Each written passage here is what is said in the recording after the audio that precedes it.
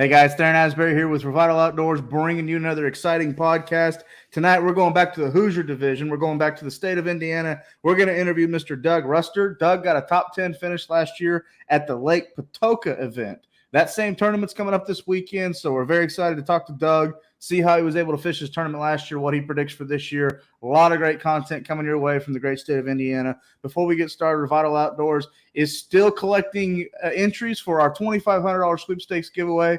Again, that lucky angler will be chosen at the end of the year, so make sure you get in. All you have to do to get entered into this giveaway is hit the link at the top of the description right below this video. Guys, it just takes 3 seconds to get in, and I promise you this is not a giveaway you're going to want to miss. We've got companies like Revital Outdoors, Cigar Line, Costa Del Mar, The Rod Glove, Lew's, Strike King, and Tackle Warehouse in on this giveaway. It's going to be a dream package for an angler, so make sure you get entered. Also, subscribe to our YouTube channel if you haven't already. Check us out on Facebook and Instagram. That's Revital Outdoors. And if you've never heard of Revital Outdoors, we're a premium CBD company. We offer premium CBD products to all the outdoor enthusiasts out there. Our products are THC-free, made right here in America. You can purchase them directly off our website. Check out all the information about our products and our company, Revital Outdoors, at www.revitaloutdoors.com. Okay, that being said, let's go ahead and get Doug into the studio from the great state of Indiana. How you doing this evening, bud? I'm doing just fine. Good.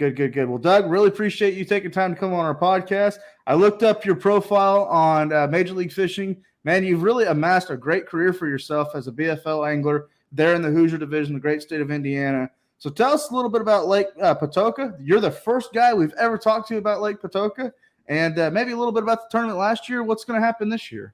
No, Lake Patoka, I mean, I've fished it for years, and I mean, I've won a few tournaments there and done well in some, and I've also done not so well in several there. It is kind of it's kind of a wild card lake. I mean, it has some big fish in it. The lake used to have grass in it for years and had an abundance of bass in it. I mean, all shapes and sizes. It got real good for a few years, but we haven't had grass since, I don't know, it's probably been 8 years or something like that. And since the grass has been gone, it's changed a lot. I mean, a lot of the areas, a lot of the techniques, a lot of it's changed. So, but they're still in there. This week's tournament, I would have to predict that it's going to be a total spawn-driven tournament. And that there could be, I'm going to say, this is just my opinion. I mean, there's going to be some that are done. There's going to be some right in the middle of it. And there's going to be some that haven't quite gone there yet. I've fished, I don't know, the last month, and it's all kind of been in Indiana and Kentucky and various places. And it's headed in that direction. It's probably well into the swing of it right now. I got you. Let's talk a little bit about the grass. Me being from Florida, I'm a grass angler. I love it. But when we talk about grass in Indiana, are we talking about hydrilla, coontail, pads, maybe some off-breed grass that you guys have up there in Indiana? It was mainly hydrilla and coontail at Patoka. Okay. But it's gone. They say there's some of it coming back, and I think there may be a few patches here and there, but nothing crazy. Right. Well, one thing unfortunate when the grass leaves, and I experienced this when I was going to college in Arkansas, is the lake that we fished, Lake DeGray, right there by the school. The first year I was there, the grass left and it was gone. Mm-hmm. It was unfortunate, and I hate to see any species leave, but that kind of did away with the toothy critters. So no more losing crankbaits, no more losing swim jigs. Sure. That first year that I was there, that's when the Alabama rig got hot. They would absolutely annihilate an Alabama rig. Yeah. But, grass is still something that holds a lot of great cover. It helps fish grow, I think. It holds an abundance of bait. So Let's hope that's not, the case forever for you guys. You said it's going to be spawn-driven. Let's break it down to the basics. Is Patoka predominant largemouth lake, smallmouth?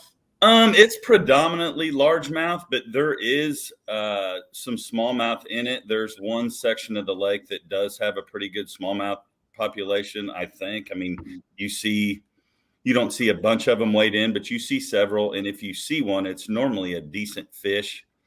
You see a lot of them in the pre-spawn time, the early March tournaments and things like that, when they're a lot easier to catch. And I know Patoka is a pretty big nighttime tournament lake, and a lot of guys catch them at night down there too.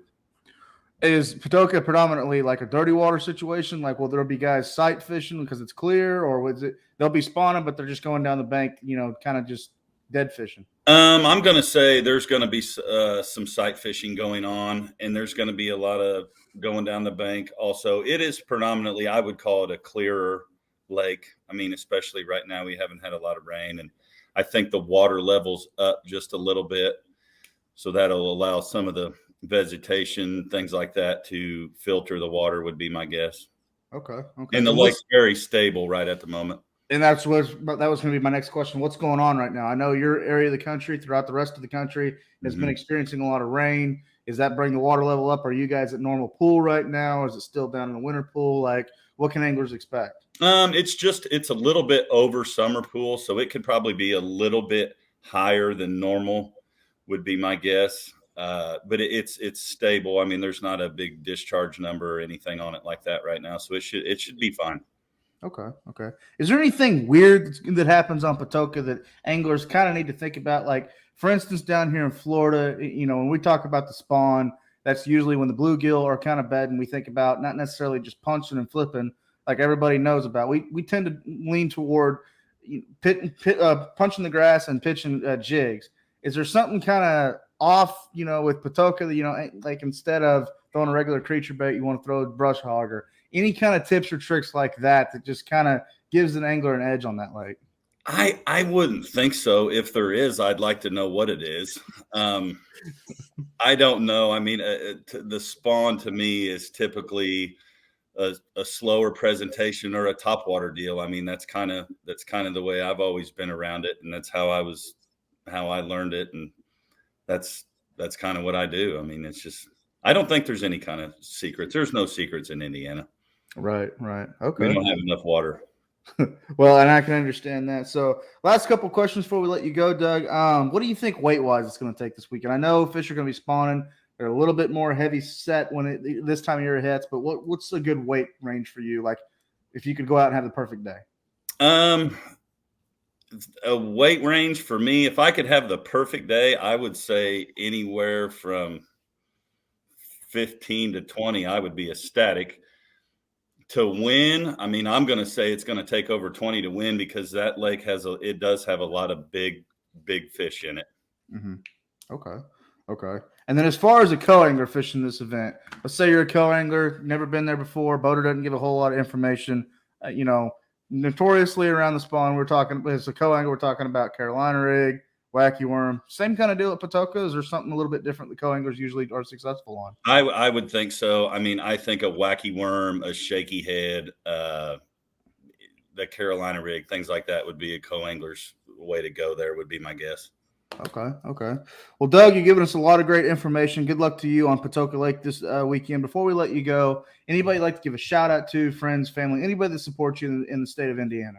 I would. I'd like to thank all my friends for always being there and talking on the way home, and my family. I couldn't do it without them. I've done it for a long time, and they've been very supportive through all the years. And I'd like to thank Brownies Marine also. They helped me out a lot with my boat and everything else. So that's about it. Okay. Well, Doug, really appreciate you coming on to the podcast. For all the listeners out there, you've been talking to Mr. Doug Ruster, a BFL Hoosier Division angler who got a top 10 finish last year at the tournament on Lake Patoka. He gave us his insight for this year. Before we let everybody go, make sure you subscribe to our YouTube channel if you haven't already. That's Revital Outdoors. And then also, you've been watching the scrolling banner below this video. Hit that link at the top of the description right below this video. Enter into the giveaway for a $2,500 sweepstakes package. Again, that lucky angler will be chosen by Revital Outdoors at the end of the year. From all of us at Revital Outdoors, I'm Theron Asbury. Thank you for tuning into this podcast. Good luck to all the anglers out there. Be safe. God bless. We'll talk to everyone very, very soon.